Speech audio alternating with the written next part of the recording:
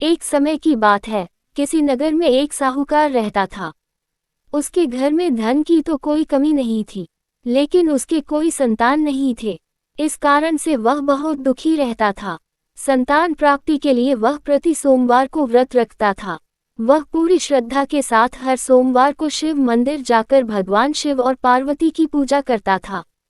उसकी भक्ति से मां पार्वती एक दिन प्रसन्न हो गई। इन्होंने भगवान शिव से उस साहूकार की मनोकामना पूर्ण करने का आग्रह किया। इस पर भगवान शिव ने कहा कि हे पार्वती, इस संसार में हर प्राणी को उसके कर्मों का फल अवश्य मिलता है। जिसके भाग्य में जो हो उसे भोगना ही पड़ता है। लेकिन माता पार्वती ने साहूकार की भक्ति का मान रखने के लिए भगवान शिव से एक बार फिर इच्छा जताई। शिवजी ने माता पार्वती के आग्रह पर साहूकार को पुत्र प्राप्ति का वरदान तो दिया, साथ ही यह भी कहा कि उसके बालक की आयु केवल 12 वर्ष की ही होगी। साहूकार माता पार्वती और भगवान शिव की बातचीत को सुन रहा था। उसे भगवान के इस बात से ना तो खुशी थी और ना ही दुख। वह हमेशा की तरह शिवजी की पूजा करता रहा। कुछ समय बीत जाने के बाद साहूकार के घर एक पुत्र का जन्म हुआ। जब उस बालक की उम्र 11 वर्ष हुई तो उसे पढ़ाई के लिए काशी भेज दिया गया। साहूकार ने पुत्र के मामा को बहुत सारा धन देकर उसे काशी विद्या प्राप्ति के लिए ले जाने को कहा। साथ ही मार्ग में यज्ञ कराते हुए जाने का आश्वासन दिया। साथ ही यज्ञस्थल पर ब्राह्मणों को भोजन कराने और दक्षिणा देने को भी कहा। दोनों मामा भांजे साहूकार के निर्देश अनुसार यज्ञ कराते और ब्राह्मणों को दान दक्षिणा देते काशी की ओर चल पड़े। रात में एक नगर पड़ा जहां किसी राजा की कन्या का विवाह हो रहा था। लेकिन जिस राजकुमार से उसका विवाह होने वाला था वह एक आंख से काना था। राजकुमार के पिता ने अपने पुत्र के काना होने की बात को छुपाने के लिए एक चाल सोची। साहूकार के पुत्र को देखकर उसने सोचा क्यों न इस लड़के को दूल्हा बनाकर राजकुमारी से विवाह करा दूं।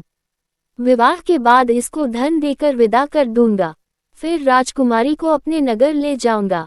इसी तरह वह साहूकार लड़के को दूल्हे के वस्त्र पहनाकर राजकुमारी से विवाह करा दिया। लेकिन साहूकार का पुत्र ईमानदार था, उसे ये बात अच्छी नहीं लगी। उसने मौका मिलते ही राजकुमारी की चुन्नी के पल्ले पर लिख दिया कि तुम्हारा विवाह तो मेरे साथ हुआ है, लेकिन जिस राजकुमार के साथ तुम्हें भेजा जाएगा वह एक आंख से काना है। मैं तो काशी पढ़ने जा रहा हूँ। जब राजकुमारी ने चुन्नी पर लिखी बातें पढ़ी तो उसने अपने माता पिता को ये बात बताई। फिर राजा ने अपनी पुत्री को विदा नहीं किया, बारात को वापस लौटा दी गई। दूसरी ओर मामा के साथ साहूकार का पुत्र काशी पहुंचा। वहां जाकर उन्होंने यज्ञ किया। जब लड़के की आयु 12 साल की हुई, उसी दिन यज्ञ रखा गया। लड़के ने इस दौरान अपने मामा से कहा कि मेरी तबीयत कुछ ठीक नहीं लग रही है। मामा ने उसे अंदर जाकर सो जाने को कहा। शिवजी के वरदान के अनुसार कुछ ही देर में उस बालक ने प्राण निकल गए। भांजे को मृत देख उसके मामा ने विलाप शुरू कर दिया। संयोगवश उसी समय शिवजी और माता पार्वती उधर से गुजर रहे थे। पार्वती ने भगवान से कहा, स्वामी, मुझे इसके रोने के स्वर सहन नहीं हो रहे हैं, कृपा कर आप इस व्यक्ति के कष्ट को दूर करें। जब शिवजी उस मृत बालक के समीप गए तो बोले कि यह उसी साहूकार का पुत्र है जिसे मैंने 12 वर्ष की आयु का वरदान दिया था। अब इसकी आयु पूरी हो चुकी है। लेकिन मातृ भाव से विभोर माता पार्वती ने कहा कि हे महादेव, कृपा कर इस बालक को और आयु देने की, अन्यथा इसके वियोग में तड़प तड़प कर इसके माता पिता भी मर जाएंगे। माता पार्वती के इतने आग्रह पर भगवान शिव ने बालक को जीवित होने का वरदान दिया। शिवजी की कृपा से उस लड़के का पुनः जन्म हुआ। इस तरह शिक्षा समाप्त कर लड़का मामा के साथ अपने नगर की ओर वापस निकल पड़ा। दोनों साथ चलते हुए उसी नगर में पहुंचे जहां लड़के का विवाह हुआ था। राजा ने लड़के को वहां पहुंचते ही पहचान लिया। फिर महल में ले जाकर उसकी खूब खातिरदारी की और अपनी पुत्री को विदा किया।